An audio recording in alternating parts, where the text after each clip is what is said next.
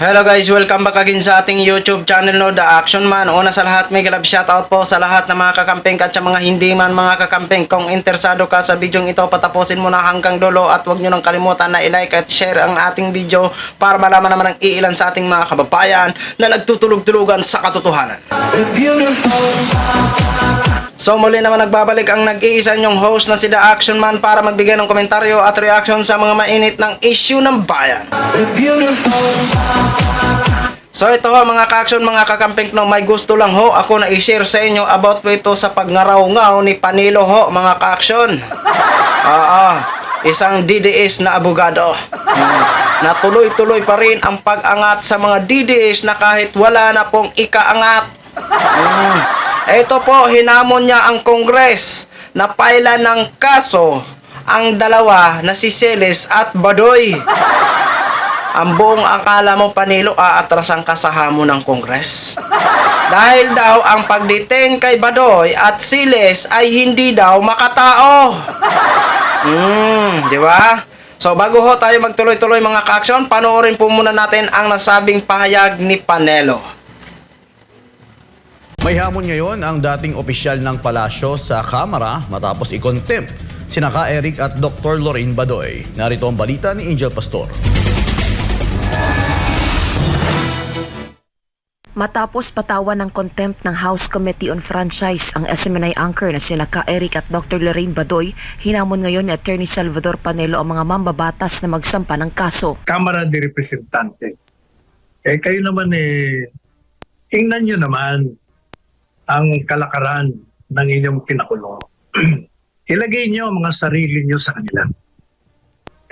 Mukhang hindi makatao yan.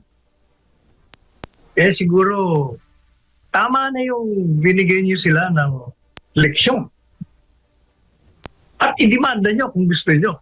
Kung talagang merong kasalanan. At para malaman natin kung meron ng kasalanan o wala. Sapagkat yun in the realm of speculation pa lang yan. Ang hukuman lang makakapagsabi kung ang ginawa nila ay labag sa batas.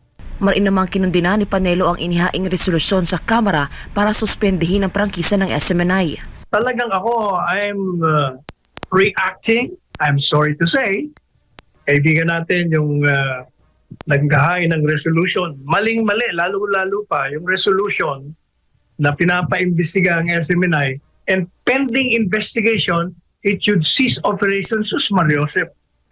Gusto mo sabihin kung ang investigasyon nyo hanggang matapos ang mundo, hindi na makaka-operate ang SMNI. That again is a grave abuse of discretion. That is an attack on the freedom of the press. You are muzzling this network from doing its duty to the people.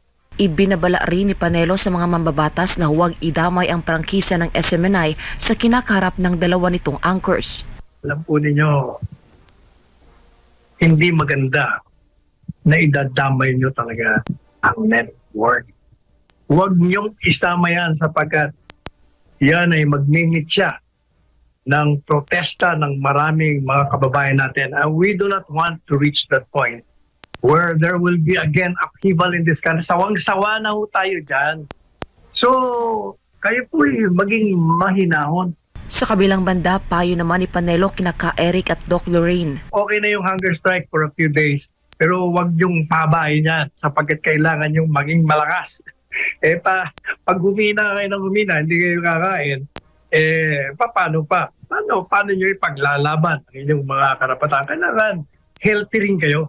It's enough that you have voiced your opposition and declare your principles in defense of your freedom to speak out at ang suporta ng mga taga-labas.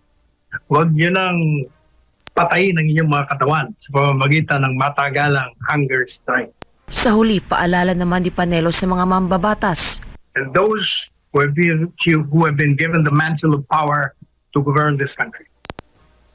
Always ponder on the words. There is a saying, whom the gods wish to destroy, they first make man. Ang gustong ilaglag sa bangin ng mga Diyos ng tadhana ay nilalasing muna sa kapangyarihan. Para sa So yun na ho mga ka-action, mga kakamping no, narinig na po natin ang kanyang pagngarawngaw. O di ba? Hinahamon niya ang Congress na paila ng kaso si Silis at Badoy. Okay po, abangan nyo po yan, Mr. Fanilo. Totoo po yung sinabi nyo, ana ang hukuman pa rin ang hahatol, hindi ang Congress. Dahil sila ang pinakataas-taasang hukom kung makarating ang nasabing strike na yon na isinumite ng kampo nila Silis at Badoy. At doon sa sinasabi mong hindi makatao, bakit? Mali ba magbusisi o mag-imbestiga ang Kongreso? Bakit mo nasabi na hindi makatao? Kitang-kita naman po na inimbestigahan ho sila ng maayos. Oh, dahil nga po sa hindi nila pagsabi ng kanilang mga sources about nga po sa aligasyon nila sa 1.8 billion, yan, dinitain ho sila.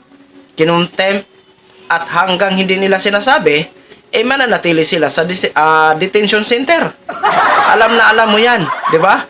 Dumaan po sa process bago sila i-detain, Mr. Panilo. Di ba? Oh, total, abogado ka naman. Bakit hindi ikaw ang maging volunteer nila na maging abogado? Diba?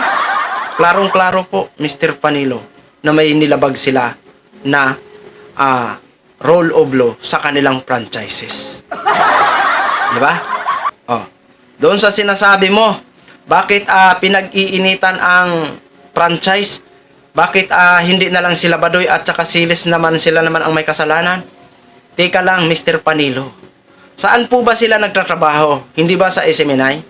Bakit pinapayagan ng SMNI na magkalat sila ng kasinungalingan na last year pa naman is mga fake news na ho sila? May mga aligasyon na po sila na napatunayan na isang kasinungalingan.